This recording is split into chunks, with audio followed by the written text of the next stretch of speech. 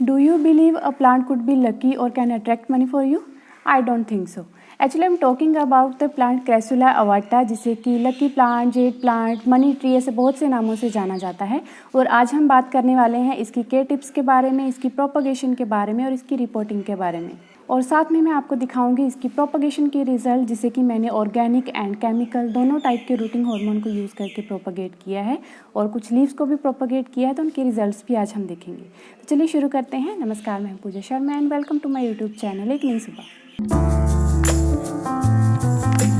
ये है crassula ovata plant, जिसे कि चाइनीज़ फेंगशुई के अकॉर्डिंग लकी प्लांट या मनी अट्रैक्टिंग प्लांट की तरह इसे देखा जाता है। बट अकॉर्डिंग टू मी बाकी प्लांट्स की ही तरह ये आपको ऑक्सीजन प्रोवाइड करवाता है, आपको हेल्दी बनाता है एंड हेल्थ इज़ वेल्थ। तो ये प्लांट भी हमारे लिए उतना ही लकी है जितना कि बाकी सारे प्लांट्स जो हमें ऑक्सीजन प्रोवाइड करवाते हैं और हमें हेल्दी बनाते हैं। तो चलिए बढ़ते हैं अब क्रेसुला ओवाटा की केयर की तरफ। क्रेसुला ओवाटा एक सकलेंट वैरायटी का प्लांट है जो कि अपनी पत्तियों में, अपनी स्टेम में काफ़ी पानी स्टोर करके रखता है। आप नोटिस करेंगे कि इसकी पत्तियां काफ़ी थिक होती हैं और काफ़ी स्पॉन्जी टाइप की गुद्देदार पत्तियां इसकी होती हैं। ये सकलेंट्स डेजर्ट एरियाज़ के प्लांट्स होते हैं जिन्हें कि कम पानी में रहने की आदत होती है, इसीलिए ये अपने अंदर पानी स्टोर करके रखते हैं ताकि ये लंबे टाइम तक बिना पानी के भी सर्वाइव कर सकें। और जब बारिश का पानी डेजर्ट एरियाज़ में इन सकलेंट्स के ऊपर पड़ता है तो उनकी रूट्स फटाफट से उस पानी को ऑब्जॉर्ब कर लेती हैं, जितना भी रिक्वायर्ड अमाउंट ऑफ वाटर उन्हें चाहिए होता है अपने अंदर वो उसे आगे के टाइम के लिए स्टोर करके रख लेती हैं। इसी वजह से इस प्लांट की सोइल को बिल्कुल वेल ड्रेन रखना पड़ता है, क्योंकि इसको बहुत ज़्यादा टाइम तक अपने अंदर मॉइस्चर पसंद नहीं होता। जितना मॉइस्चर इसको चाहिए होगा जब आप पानी देंगे उतने टाइम में ये क्विकली उसे अब्जॉर्ब कर लेगा और जो एक्सेस वाटर है वो ड्रेनेज होल से नीचे से निकल जाना चाहिए। इसकी सॉइल में हमें ऐसे कंटेंट ज़्यादा ऐड नहीं करने हैं जो कि मॉइस्चर रिटेन करते हों, जैसे कि कोकोपीट वगैरह हमें इसमें ऐड नहीं करना चाहिए। और इनका रूट स्ट्रक्चर भी काफ़ी कॉम्पैक्ट होता है, जिसकी वजह से हमें इनके लिए बहुत ज़्यादा बड़े पोट की ज़रूरत नहीं पड़ती है और बहुत जल्दी भी इन्हें रिपोर्ट नहीं करना पड़ता है। मेरा ये प्लांट जब मैं नर्सरी से लेके आई थी तो बिल्कुल एक नॉर्मल गार्डन सॉइल में लगा हुआ था, इसीलिए मुझे उसे रिपोर्ट करना पड़ा ताकि मैं उसे एक अच्छा सॉइल मिक्सचर दे सकूं और आने वाले टाइम में बरसात के सीज़न में उस मिट्टी के अंदर ज़्यादा पानी लॉक होके ना रहे, इसलिए मुझे इसको रिपोर्ट करना पड़ा। अदरवाइज़ इसको रिपोर्टिंग की ज़रूरत अभी नहीं थी, बहुत जल्दी ये प्लांट रूट बाउंड नहीं होते हैं। और इसका well drain soil mixture prepare करने के लिए आप equal amount of garden soil, sand and compost का ले सकते हैं और उसमें मैं टोटल रेशियो का 10% डाल रही हूँ सैंड ग्रेवल्स का। सैंड ग्रेवल्स इसकी सॉइल को कॉम्पैक्ट नहीं होने देंगे और उसमें एरेशन बनाए रखेंगे, वेल ड्रेन बनाए रखेंगे। और इसको फंगल इन्फेक्शन से बचाने के लिए मैं इसमें ऐड कर रही हूँ एक मुट्ठी नीम खली और साथ में इसकी स्टेम्स को और ज़्यादा स्ट्रॉन्ग रखने के लिए थोड़ा सा bone meal. Bone meal optional है, आप ऐड करना चाहें या नहीं करना चाहें, बट एंटी फंगल के लिए इसमें कुछ ना कुछ ज़रूर ऐड करें। नीम खली नहीं है तो कोई ट्राइकोडर्मा या फिर साफ फंगीसाइड कुछ ना कुछ इसमें ज़रूर ऐड करें जो इसकी रूट्स को फंगल इन्फेक्शन से बचाएगा। और इसको रिपोर्ट करने के लिए मैं ऑलमोस्ट सेम साइज़ का ही मिट्टी का पोट यूज़ कर रही हूँ, क्योंकि मेरा प्लांट अभी रूट बाउंड नहीं हुआ था। मेरा पर्पज़ सिर्फ इसके सॉइल मिक्सचर को चेंज करना है।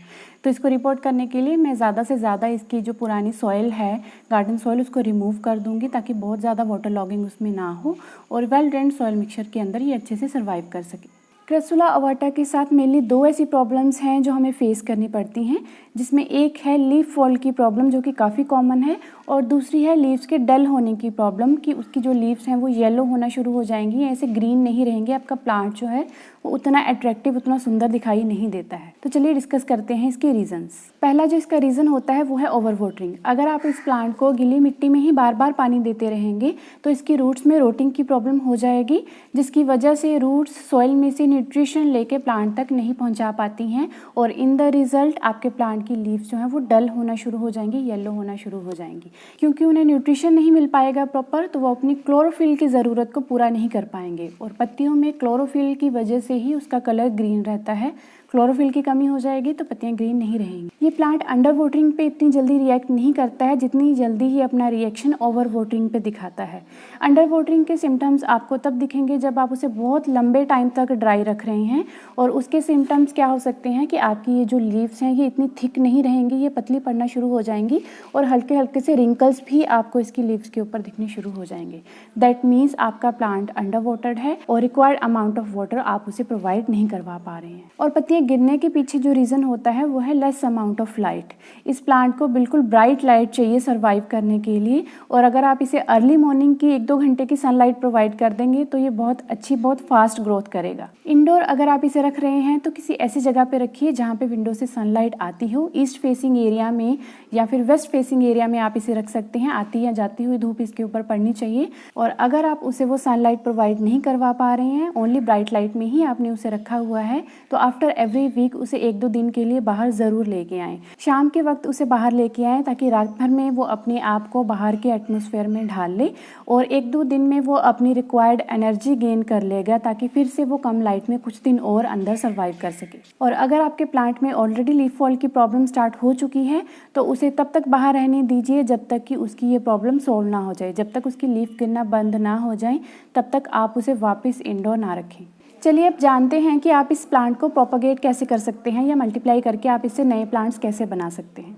तो उसके 3 तरीके होते हैं। सबसे पहला, जैसे कि मैंने रीपोर्टिंग के टाइम पे आपको दिखाया है, ये जो स्टेम है मेरी, ये थोड़ी सी सेपरेट लग रही है। अगर मैं इसको अभी यहाँ पे सेपरेट कर दूँ तो इसके 2 अलग अलग प्लांट बन जाएंगे, बट मुझे बहुत छोटे प्लांट्स नहीं बनाने हैं तो मैं इसे अभी सेपरेट नहीं कर रही हूँ और एक ही पॉट में मैं इसे रिपोर्ट कर रही हूँ।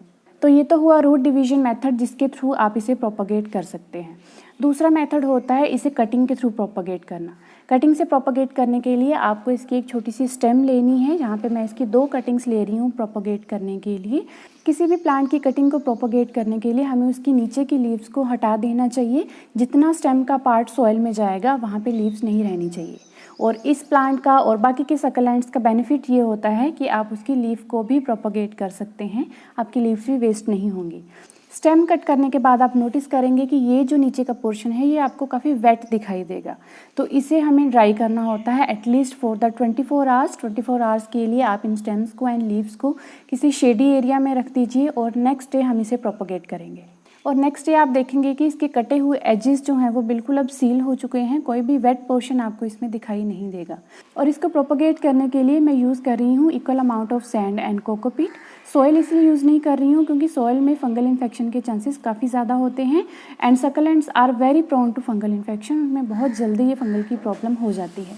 सिर्फ सैंड में भी आप इसे प्रोपगेट कर सकते हैं। कोकोपीट में इसलिए ऐड कर रही हूँ क्योंकि अब टेम्परेचर काफ़ी राइज होना शुरू हो गया है तो सैंड बहुत जल्दी ड्राई हो जाती है, तो वाटरिंग मुझे इसमें बार बार करनी पड़ेगी। जब भी कटिंग ग्रो करनी होती है तो हमें उसके जो सॉइल मिक्सचर को थोड़ा सा मॉइस्ट रखना होता है ताकि उसकी रूट जो है वो अच्छे से डेवलप हो सकें। तो इसलिए मैं इसमें थोड़ा सा कोकोपीट ऐड कर रही हूँ ताकि वो मॉइस्चर को रिटेन करके रखे थोड़ा बहुत, जितना उसकी रूट्स को अंदर ह्यूमिडिटी लेवल को मेंटेन करने के लिए ज़रूरी है। और इन दोनों कटिंग्स को प्रोपगेट करने के लिए मैं 2 डिफरेंट रूटिंग हार्मोन्स को यूज़ कर रही हूँ। पहली कटिंग को प्रोपगेट करने के लिए मैं सिनेमन पाउडर को यूज़ कर रही हूँ जो कि एक ऑर्गेनिक रूटिंग हार्मोन है और काफ़ी अच्छा रूटिंग एजेंट है ये। इसको यूज़ करके हम अपनी पहली कटिंग लगाएंगे, अच्छे से रूटिंग हार्मोन इसके लोअर पोर्शन पे अप्लाई करेंगे और एक होल बना के उसके अंदर मैं इस कटिंग को लगा रही हूँ। और दूसरी कटिंग को प्रोपगेट करने के लिए मैं अपना एक केमिकल रूटिंग हार्मोन यूज़ कर रही हूँ। देखेंगे कैसे रिजल्ट्स हमें दोनों के मिलते हैं। और ऐसे ही जो हमने नीचे से लीव्स रिमूव की थी उनमें भी मैं कुछ को सिनेमन पाउडर से प्रोपगेट करूँगी और कुछ को केमिकल रूटिंग हार्मोन के साथ हम प्रोपगेट करके देखेंगे। तो ये हैं वो कटिंग्स एंड लीव्स जो कि मैंने करीब 1 मंथ पहले प्रोपगेट की थी और आज इसके रिजल्ट्स हम देखेंगे कि किस टाइप की रूट्स इसकी डेवलप हुई हैं और कितनी लीव्स इसकी प्रोपगेट हो पाई हैं। तो ये हैं वो कटिंग्स एंड लीव्स जो मैंने ऑलमोस्ट 1 मंथ पहले प्रोपगेट की थी। और इस साइड हमने यूज़ किया था सिनेमन पाउडर और इस साइड हमने यूज़ किया था केमिकल रूटिंग हार्मोन। तो चलिए देखते हैं सबसे पहले लीव्स की क्या कंडीशन है। तो आप नोटिस करेंगे कि ये लीव्स जो है इसमें हल्की सी रूट जो है वो डेवलप हुई है। आप देख पा रहे होंगे छोटी सी रूट है इसमें और बहुत ज़्यादा अच्छी ग्रोथ इसने अभी नहीं दिखाई है। एक और लीफ है यहाँ पे, इसमें भी बहुत ज़्यादा रूटिंग अच्छी नहीं हुई है, ना के बराबर रूटिंग हुई है और काफ़ी सारी लीफ में फंगल की प्रॉब्लम भी हो गई थी। आप देख पाएंगे इस तरह से इसमें रूटिंग हुई थी हल्की सी, बट बाद में इसमें फंगस की प्रॉब्लम हो गई। इसमें हमने केमिकल रूटिंग हार्मोन आप इसमें देख पा रहे होंगे वाइट कलर का, तो बाद में इसमें फंगल इन्फेक्शन की प्रॉब्लम हो गई थी। तो इन लीव्स को अभी हम सेपरेट कर देते हैं और ये एक लीफ है जिसमें आप काफ़ी अच्छी रूटिंग भी देख पाएंगे और उसमें से एक पब भी निकला हुआ है। एक्चुअली ये वो लीफ नहीं है जो मैंने इनके साथ प्रोपगेट की थी, ये एक लीफ इसकी टूट गई थी तो मैंने इसको सेपरेट प्रोपगेट किया था और ये काफ़ी अच्छे से प्रोपगेट हो गई है। 1 मंथ में कभी भी लीफ के ऊपर आपको पब्स नज़र नहीं आएंगे, मैक्सिमम आपको रूटिंग ही नज़र आएगी। तो इस लीफ को प्रोपगेट हुए ऑलमोस्ट 2 मंथ्स हो गए हैं और आप इसके अंदर एक छोटू सा बेबी प्लांट भी देख सकते हैं। तो अब देखते हैं कि अब हमारे कटिंग्स की क्या कंडीशन है। तो सबसे पहले सिनेमन पाउडर की कटिंग्स को हम चेक कर लेते हैं कि कैसी उसकी ग्रोथ हुई है। तो ये है वो कटिंग जो कि मैंने सिनेमन पाउडर से ग्रो की थी और आप देख सकते हैं काफ़ी अच्छी ग्रोथ इस कटिंग की हो गई है। बहुत अच्छी से इसने रूट्स डेवलप कर ली हैं, नीचे से भी एंड साइड से भी, नोड एरिया से भी, सब जगह से इसने बहुत हेल्दी रूट्स डेवलप की हैं। और अब देखेंगे हम रिजल्ट्स अपनी केमिकल रूटिंग हार्मोन के, और इसकी भी रूटिंग काफ़ी अच्छी है, बहुत अच्छे से इसने भी अपनी रूट्स को डेवलप किया है। बट केमिकल रूटिंग हार्मोन में सिनेमन के कंपैरिजन में थोड़ी सी कम रूटिंग हुई है। इस प्लांट को आप विदाउट एनी रूटिंग हार्मोन भी यूज़ कर सकते हैं और सिनेमन तो अब आपने देख ही लिया कितना अच्छा वर्क कर रहा है इसके ऊपर, उसके साथ भी आप इस प्लांट को प्रोपोगेट करके अपने नए प्लांट आसानी से बना सकते हैं। तो इन कटिंग्स को मैं अब जल्दी ही रिपोर्ट कर दूंगी और नए प्लांट्स अब मेरे तैयार हो चुके हैं। तो ये हैं वो प्लांट्स जो प्रोपोगेशन के बाद मुझे मिल गए हैं। 1, 2 and a leaf, total 3 new plants है अब मेरे पास। I am feeling so rich. और एक और चीज़ जो मैं आपसे शेयर करना चाहूँगी जो मैंने इस प्रोपोगेशन से ऑब्जर्व की है कि बाकी के सकलेंट्स की तरह ही जब हम उनकी लीव्स को प्रोपोगेट करते हैं तो हम उन्हें सिर्फ सिंपली रख देते हैं किसी वेट टिश्यू पेपर के ऊपर या फिर कोकोपीट की एक लेयर बिछा के उसके ऊपर हम उस लीफ को रख देते हैं और उसे सिर्फ मॉइस्चर प्रोवाइड करते हैं। तो ऐसे ही अगर आप इस लीफ को भी करेंगे तो आपकी लीव्स के प्रोपोगेशन के चांसेस ज़्यादा होंगे, जैसे कि मैंने इस लीफ के साथ किया था जो कि एक सेपरेट लीफ थी। जो मेरे बाकी के सकलेंट की लीफ थी उनके साथ मैंने इसे रख दिया था और ये बहुत अच्छे से प्रोपोगेट हो चुकी है। अगर आप उसे मिट्टी में दबा देंगे अंदर तो अंदर पानी की वजह से वो जल्दी रोट हो जाती है। तो अगर आपको लीव्स को प्रोपोगेट करना है तो उन्हें आपको मिट्टी के अंदर दबाने की ज़रूरत नहीं है। और बाकी कटिंग्स के रिजल्ट आप देख ही चुके हैं, कटिंग हमारी बिल्कुल सक्सेसफुल रही है दोनों ही मेथड्स के थ्रू।